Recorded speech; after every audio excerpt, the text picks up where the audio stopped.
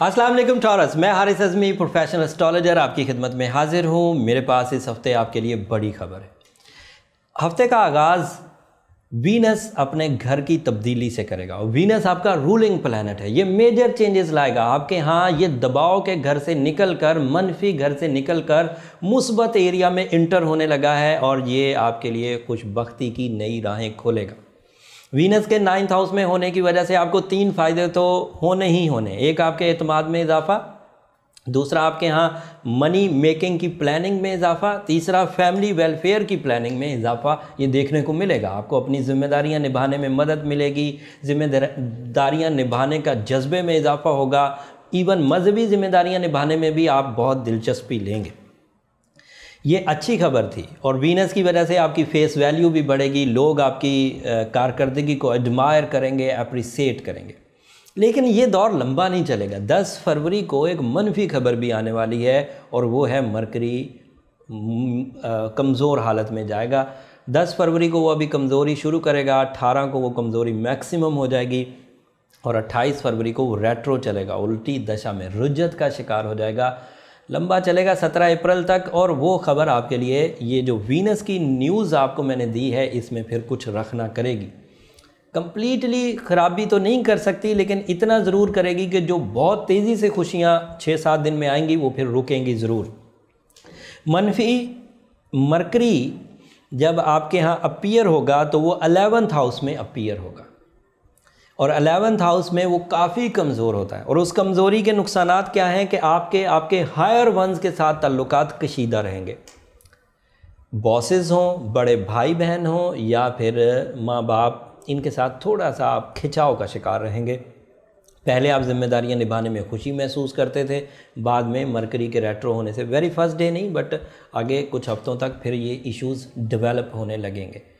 क्योंकि आपको ये इन्फॉर्मेशन पहले मिल चुकी है तो इसका तदारुक करने की कोशिश करें अपनी विल से, अपने इरादों से, अपनी इंटरनल एबिलिटी से, रूहानी ताकतों से, अपने मजहबी ताकतों से।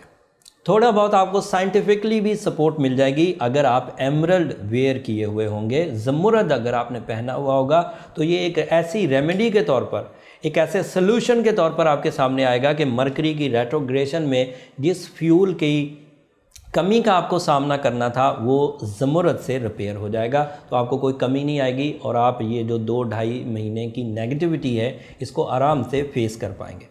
उसके अलावा एक और पॉजिटिव न्यूज़ है कि आपका जुपिटर आपके 8वें घर में है और आपके 8वें घर का ही ये मालक भी है, तो यहाँ ये मुस्बत रहेगा। वैसे 8वें घर में जो भी प्लैनेट या जो भी स्टार्स जाते हैं वो नुकसानात का शिकार होने लगते हैं, लेकिन जुपिटर आपके लिए यहाँ मुस्बत होने की वजह से आपके अखराजात को या आपकी मेंटल एबिलिटीज़ को या आपकी फितरी सलाहियतों को सस्टेन करेगा। ये एक मुस्बत खबर थी।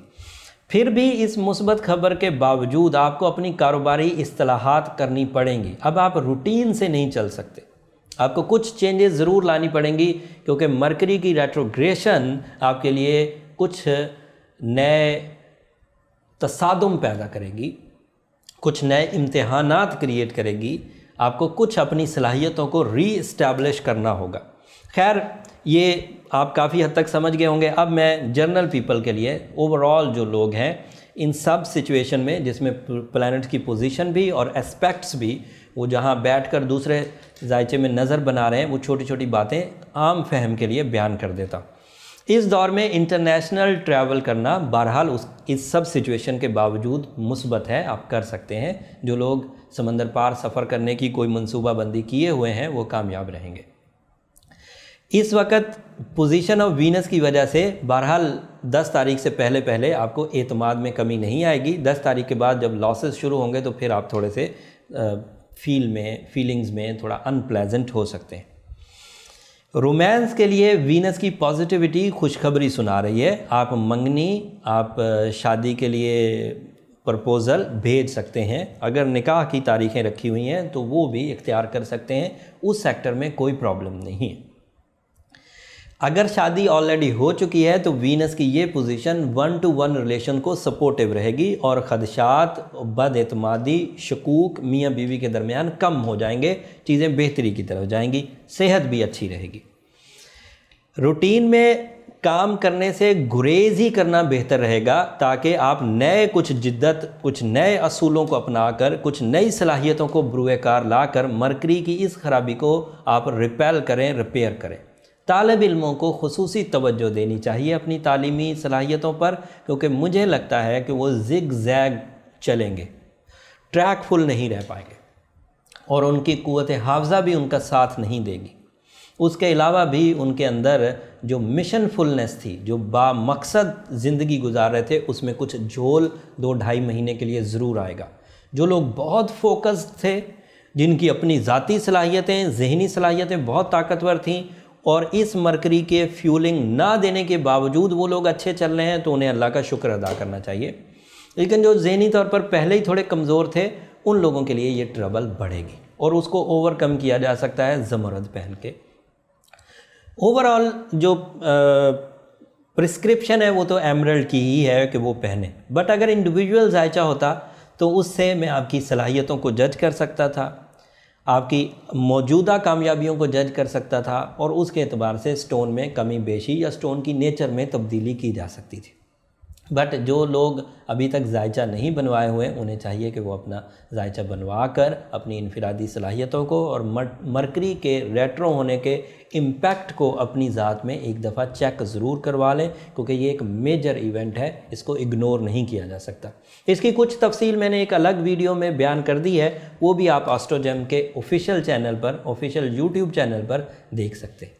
अगले हफ्ते मार्स अपना घर बदलने वाला है 16 तारीख को, वो अगले हफ्ते बयान करेंगे। तब तक के लिए इजाज़त दीजिए, अल्लाह ने के बाद।